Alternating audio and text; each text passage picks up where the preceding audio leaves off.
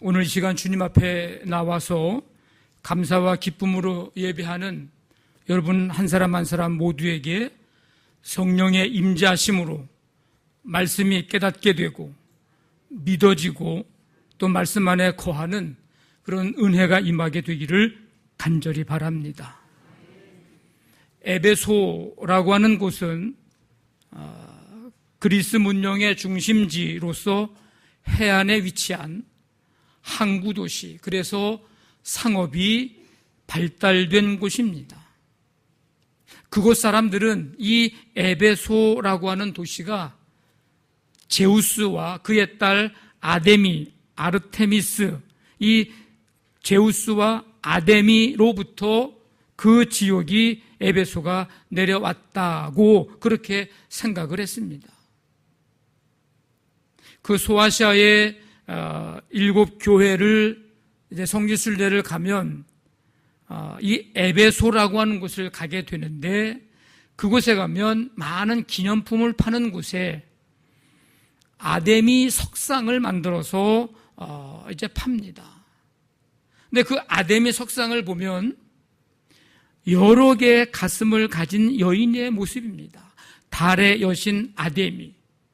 그건 뭘 상징하느냐면 풍요를 가져다 주는 그런 신이다, 이렇게 그들은 믿고 있었던 것입니다. 그리고 세계 7대 불가사의 중에 하나인 아데미 신전이 거기에 있는데, 그 신전에는 신전 창기가 있을 정도로 그 당시에 여러 가지 많은 좋은 의미에서 발달된 것도 있지만 또 한편으로는 그렇지 못한 종교적 도덕적인 타락의 모습도 가지고 있는 그런 지역입니다. 그런데 이 에베소가 바울의 소아시아 선교의 거점이었고, 그래서 요한계시록 2장에 보면 2장 3장에 소아시아의 7교회가 나오는데, 그 에보소두 사빌라 7교회에 제일 먼저 나오는 이 애가 에베소 교회를 말하는데 바로 선교의 거점이었습니다. 그래서 약 3년 정도 바울이 복음 전도의 중심지로 삼은 지역입니다. 나중에는 바울이 그곳에 디모데를 보내서 거기서 목회를 하도록 했습니다. 이 에베소서는 바울 사상의 정수, 바울 사상의 왕관, 기독교 신앙의 가장 권위 있는 요약서라고 불리는 성경이 바로 이 에베소서입니다. 이 에베소서의 주제는 그리스도를 중심으로 한 교회의 일치, 그리스도 안에서 교회의 일치, 이것이 이 에베소서의 주제입니다. 일치를 강조하고 있다고 하는 것은 거꾸로 얘기하면은 그 교회의 상황이 지금 불일치, 일치하지 않고 있다는 상황을 이야기해 주는 것입니다. 초대교회의 여러 교회의 공통적인 문제였지만 이 에베소 교회도 유대인 기독교인과 그리고 이방인 기독교인, 원래 유대인이면서 예수를 믿게 된 사람들과 이방인, 유대인이 아니면서 전혀 하나님, 예수님 모르던 사람들이 예수님을 믿게 돼서 기독교인이 된 이 사람들 사이에 교회 안에서 갈등과 분열이 심각했던 것으로 보입니다. 예나 지금이나 인종, 혈연, 역사, 언어, 문화, 여기에 생각이나 가치관, 이런 것들이 다른 사람들이 하나의 신앙의 공동체를 이룬다고 하는 것은 결코 쉬운 일이 아닙니다.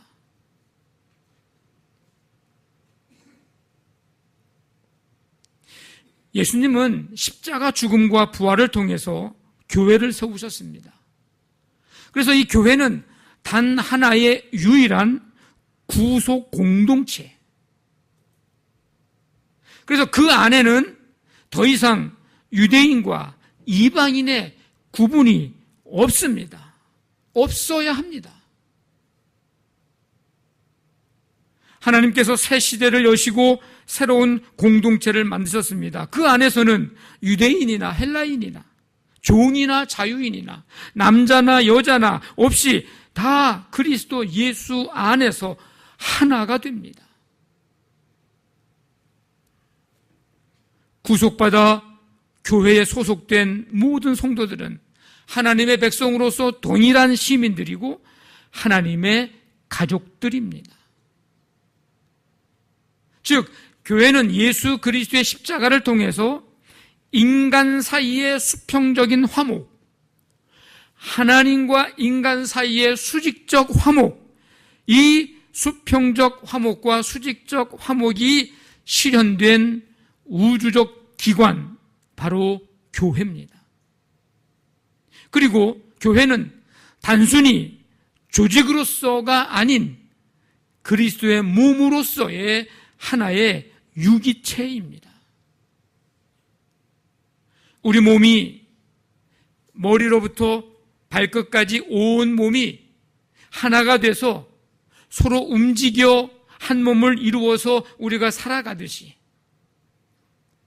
교회는 그런 그리스도의 몸으로서의 하나의 유기체입니다.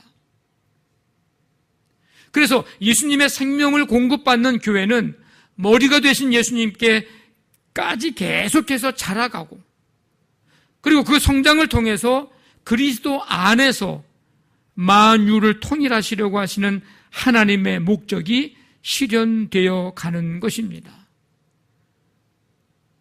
그래서 교회는 하나의 구속 공동체, 그리고 하나님의 영원한 그 구속의 목적을 실현해 나가는 그리스도의 몸, 이게 교회라고 할 때에 특별히 이 에베소 교회 성도들을 비롯한 이방인 모든 성도들에게는 이것이 굉장히 의미가 있는 얘기입니다.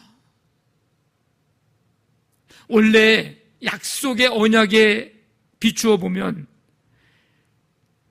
에베소 교회 성도들을 포함해서 모든 이방인들은 외인입니다. 외인. 이스라엘 백성들, 선택된 백성들, 그 유대인들, 그들 이외의 사람들은 다 외인이, 약속과 상관이 없는 사람들.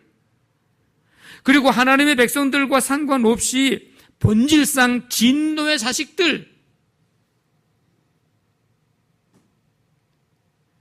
근데 그런 이방인들이 영광스러운 교회의 한 사람, 한 멤버, 한 구성원이 됐다. 이것은 굉장히 놀라운 은혜요, 감격스러운 일입니다. 이 공동체에, 이 교회 공동체에, 이 멤버에 결코 들어올 수 없는 사람들이고 들어와서도 안 되는 사람들로 여겼어요. 유대인들은 자기네만이 구원받고 자기네만이 하나님의 백성들이고 자기네만이 하나님의 유업을 이을 자인데, 이방인들은 외인들이에요. 진노의 자식들이에요. 멸망받아도 상관없는 존재들이에요. 그러니까 유대인들에게 있어서는 이 이방인들이 하나님의 동일한 시민이고 하나님의 가족이라고 하는 이 이야기를 들었을 때는 이들은 굉장히 놀라운 사건입니다. 그들에게는. 왜? 자기들만 그런 사람들인 줄 알았거든요. 충격이죠. 한편으로 이방인들은 이것도 역시 그들에게 놀라운 얘기입니다. 왜? 우리는 저 멤버의, 저 하나님의 백성의, 저 가족의, 저 공동체의 구성원이 될 수 없는 사람들이라고 생각했는데, 우리도 하나님의 나라의 시민이야? 하나님의 가족이야? 저 공동체의 멤버가 될 수 있는 거야? 이거는 그들에게 엄청난 좋은 의미에서 충격이요, 은혜요, 감격스러운 일입니다. 그런 의미에서 오늘 이 자리에 함께 모인 우리 모두도 구속 공동체여 그리스도의 몸인 이 교회의 한 구성원, 한 멤버가 됐다고 하는 이 사실이 놀라운 은혜일 뿐만 아니라 감격스러운 일임을 여러분 믿으시기를 바랍니다. 우리가 지금 얼마나 축복의 자리에, 축복된 공동체의 자리에 와 있는지에 대해서 그걸 우리가 분명하게 확신 있게, 자신 있게 우리가 알아야 합니다. 오늘 읽은 말씀은 3절부터 14절까지 우리 성경에는 12개의 절로 나뉘어 있지만 편의상 절로 나눴는데 성경 원문인 헬라어 원문에는 이게 하나로 연결된 한 문장입니다. 놀랍죠? 에베소서를 시작하면서 바울은 자기가 누구인지를 분명하게 고백하면서 시작합니다. 1절에 보니까 하나님의 뜻으로 말미암아 그리스도 예수의 사도가 됐다. 하나님의 뜻 아니었으면 사도가 될 수 없었다. 이렇게 말하는 겁니다. 확고한 자기 정체성을 지금 이야기합니다. 내가 사도된 것은 하나님의 뜻이었다. 이 하나님의 뜻, 이것은 하나님께서 기쁨으로 설정한 목적, 하나님이 성취하시고자 하시는 계획, 이게 하나님의 뜻이거든요.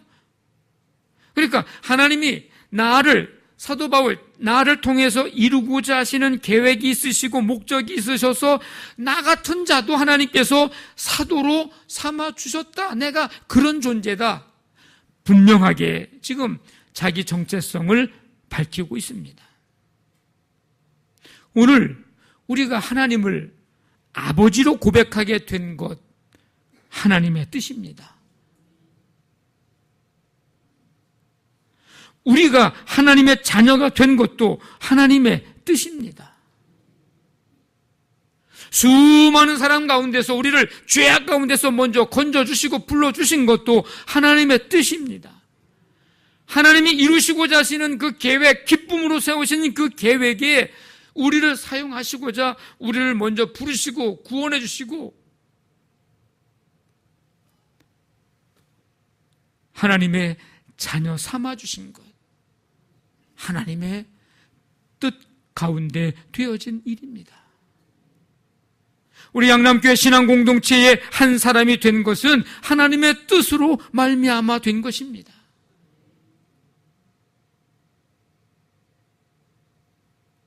여러분, 이게 얼마나 놀라운 은혜인지 아십니까? 얼마나 이게 놀라운 축복인 줄 아시냐고요.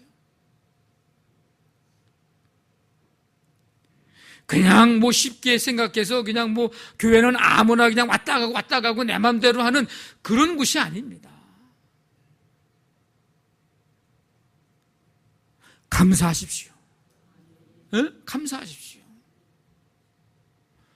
내가 이곳에서 하나님을 예배하고 하나님을 찬송하고 하나님 앞에 영광 돌릴 수 있는 그런 자리에, 그런 존재가, 그런 멤버가 내가 됐다고 하는 것이 이게 얼마나 축복된 것인지 아십니까?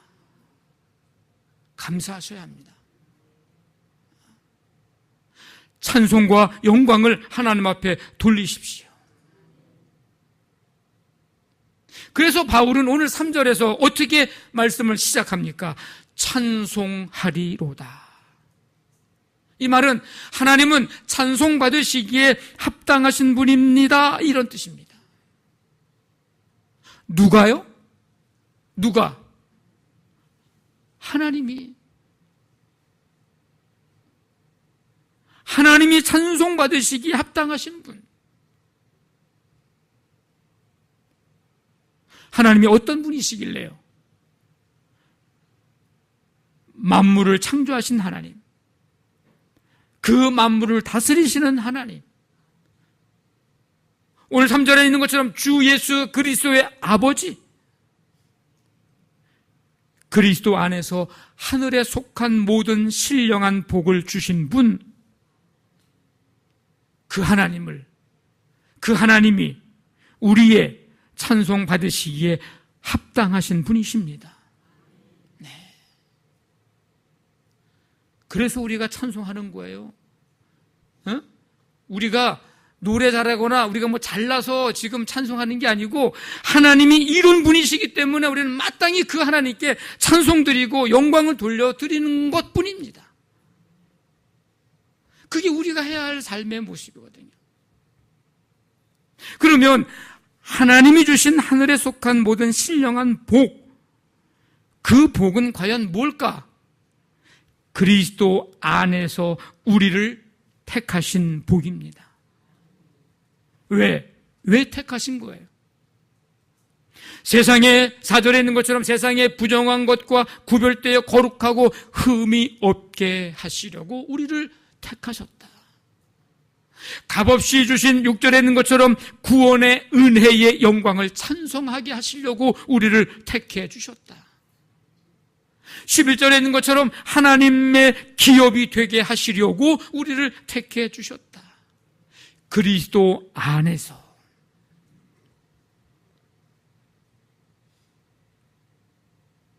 하나님의 소유가 되었다는 겁니다. 소유로 삼아 주신 거죠.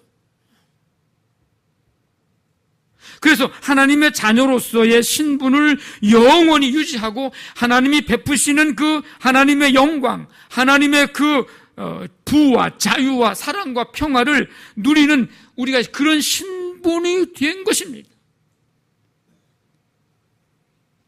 여러분, 이 복이요, 이 축복이 이 땅에서는 비교할 복이 없는 축복이요, 세상에 이런 축복이 세상에 또다시 없습니다.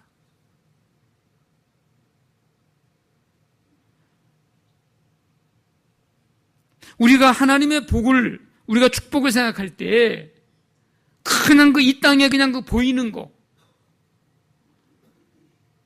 그냥 나보다 남이 조금 더 가진 거, 조금 더 잘 사는 거, 조금 더 배운 거.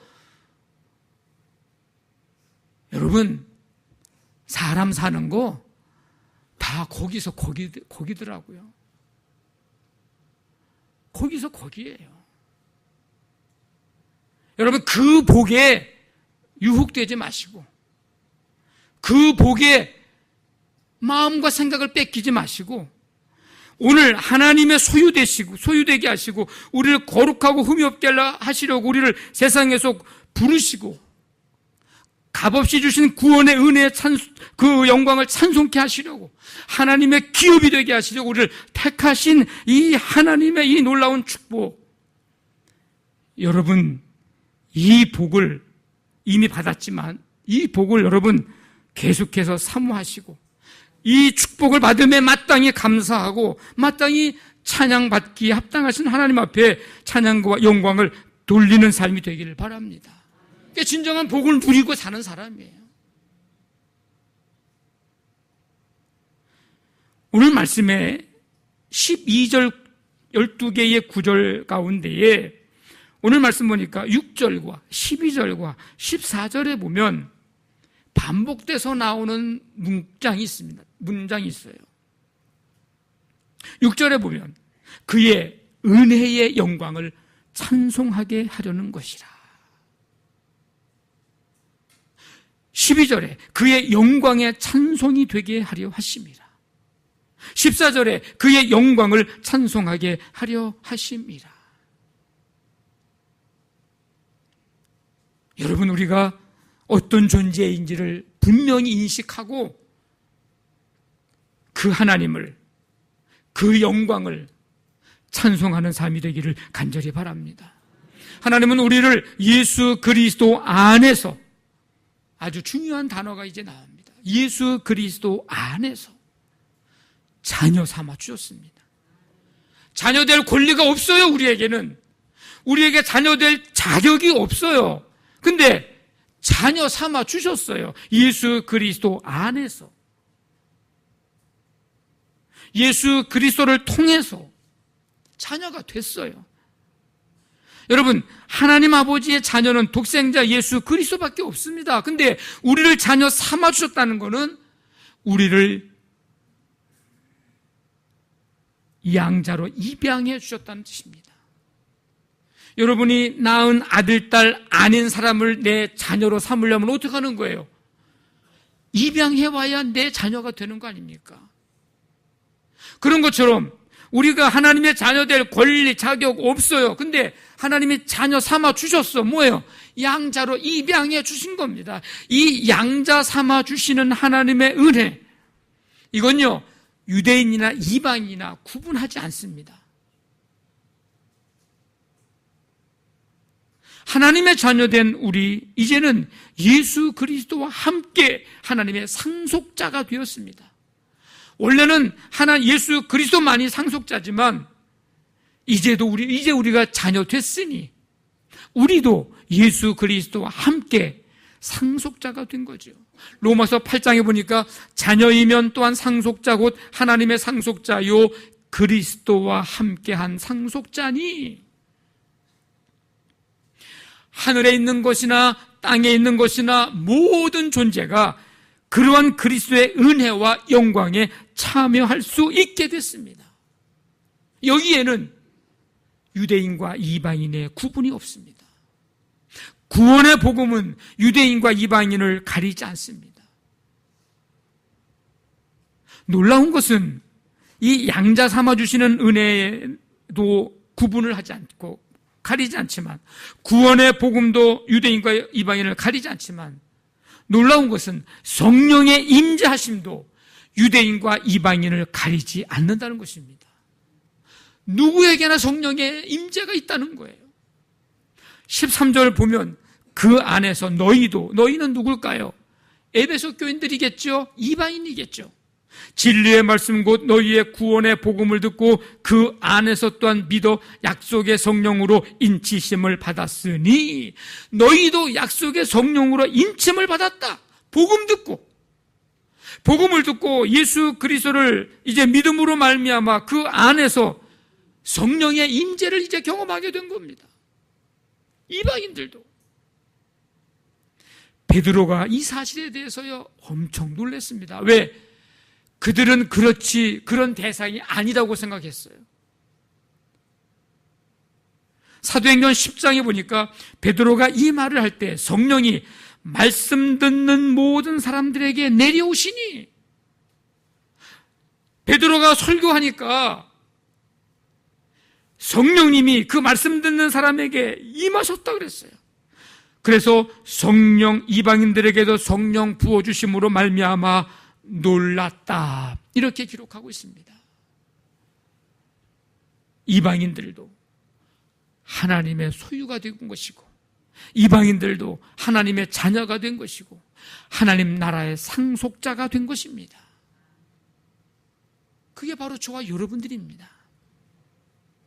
오늘 7절 말씀해 보니까 뭐라고 됐어요? 우리는 그리스도 안에서, 또 나옵니다. 그리스도 안에서 그의 은혜의 풍성함을 따라 그의 피로 말미암아 속량 곧 죄사함을 받았느니라.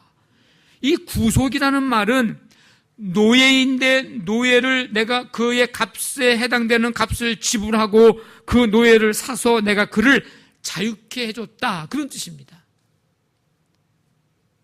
예수님이 죄인들을 위해서 십자가에서 대속의 죽음으로 말미암아 그 죄와 하나님의 진노에서 해방시켜 주셨다. 이것이 바로 속량입니다. 이 구속하심 속량은 예수 그리스도 안에서 이루어진 것입니다. 그러니까 예수님의 십자가의 구속의 은혜를 믿는 자, 받아들이는 자, 구주로 영접하는 자에게서 이루어지는 것이 구속하심이고 속량입니다. 그리고 동기는 그리스도의 풍성한 은혜, 그리고 그 방법은 예수 그리스도의 피로 말미암아, 7절 말씀에 그 내용이 다 들어있는 거예요. 지금 여러분, 이제 우리는 하나님의 소유, 하나님의 것이 되었습니다. 사나 죽으나 우리는 주님의 것이에요. 내가 너를 지명하여 불렀나니 너는 내 것이라.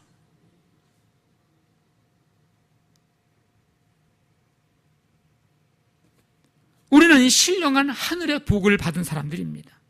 그 복은 성부 하나님의 택하심, 그 복은 성자 예수 그리스도의 속량하심, 그 복은 성령 하나님의 인치심으로 주어진 복입니다. 이 신령한 복을 깨닫고 하나님을 향한 영광의 찬송이 끊어지지 않는 삶을 살아가게 되기를 간절히 바랍니다. 그런 맥락에서 그리스도 안에서라는 말은 매우 중요합니다. 한번 따라해 보겠습니다. 그리스도 안에서. 네, 그리스도 안에서. 엔 크리스토스. 사도 바울이 가장 잘 쓰는 단어 중에 하나입니다. 엔 크리스토스. 그리스도 안에서. 제가 에베소서 말씀을 1장부터 6장까지 쭉 보면서 안에서 이런 단어가 얼마나 반복이 많이 되는지 한번 찾아봤는데 제가 찾아본 기억으로는 42번 나오더라고요.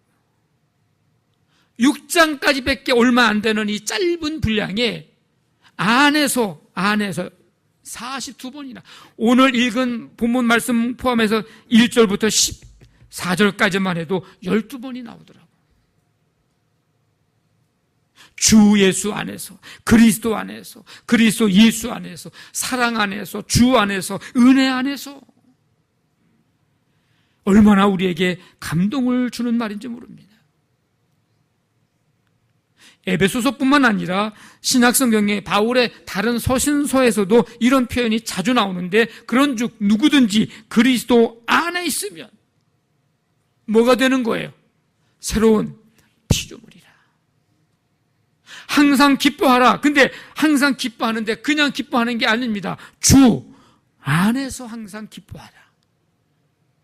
내게 능력 주시는 자 안에서. 내게 능력 주시는 자가 누구예요? 예수 그리스도 아닙니까? 그 안에서 내가 모든 것을 할 수 있느니라. 이 그리스도 안에서라는 말이 쓰이는 용례는 두 가지예요. 하나는 뭐냐면 그리스도를 통해서 주어진 사죄를 말할 때, 우리의 죄는 예수 그리스도 안에서, 예수 그리스도를 통해서 죄 사함 받은 것입니다. 또 한 가지는 예수 그리스도를 중심으로 이루어지는 연합을 말할 때에 이 그리스도 안에서라는 말이 쓰여집니다. 특별히 이 에베소서에서는 두 번째의 의미로 많이 쓰였습니다. 그리스도를 중심으로 이루어지는 연합에 대한 말씀. 예수 그리스도 안에서는 유대인과 이방인의 경계가 없습니다. 연합이 이루어집니다. 오늘 에베소 교회의 갈등의 문제, 유대인과 이방인 기독교인 간의 연합이 어떻게 이루어질까? 다른 방법 없어요. 다른 방법 없어요. 예수 그리스도 안에 있을 때에 연합이 이루어지는 것입니다. 네, 다른 방법은 없어요. 다른 방법으로 연합이 되려고 하려고 하다 보면 갈등과 다툼과 분열이 일어날 수밖에 없습니다. 그리스도 예수 안에서는 주인과 종이 없어집니다. 연합만 이루어집니다. 그리스도 안에서는 가진 자와 없는 자의 구분이 없어집니다. 연합이 이루어집니다. 교회는 그리스도 예수 안에서 어떤 경계와 구분이 없어야 합니다.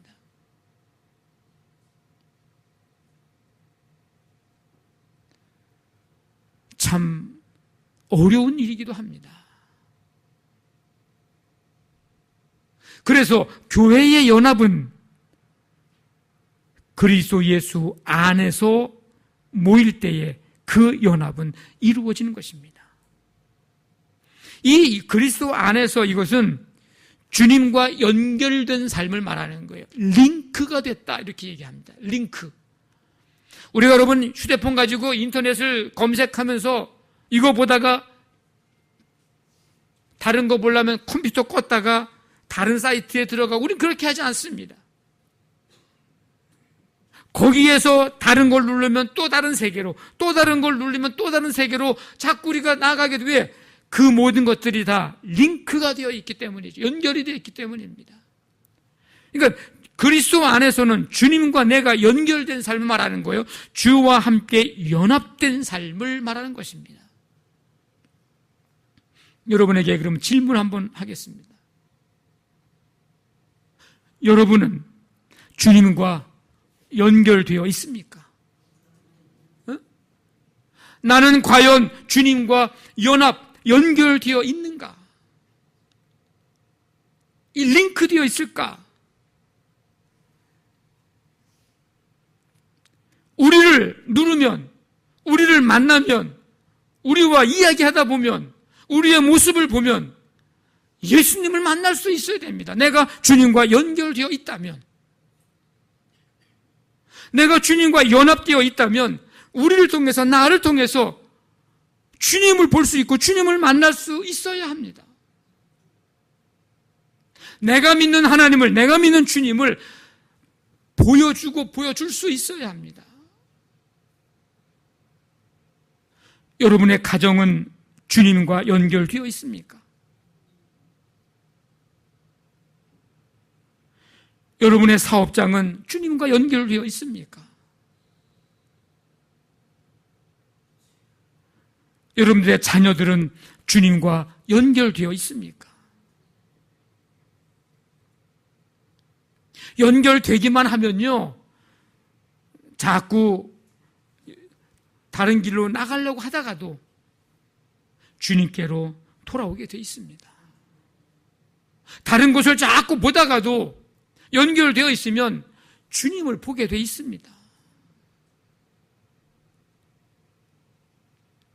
예수 그리스도 안에서 우리가 놀라운 이 신령한 복을 받은 자로 우리의 남은 인생이 주와 연합되고 주와 연결되어 있는 예수 그리스도 안에서의 삶, 이 삶이 되시기를 주님의 이름으로 간절히 축원합니다. 아멘. 우리 다 일어나셔서 함께 찬송합니다. 마음에 가득한 의심을 깨치고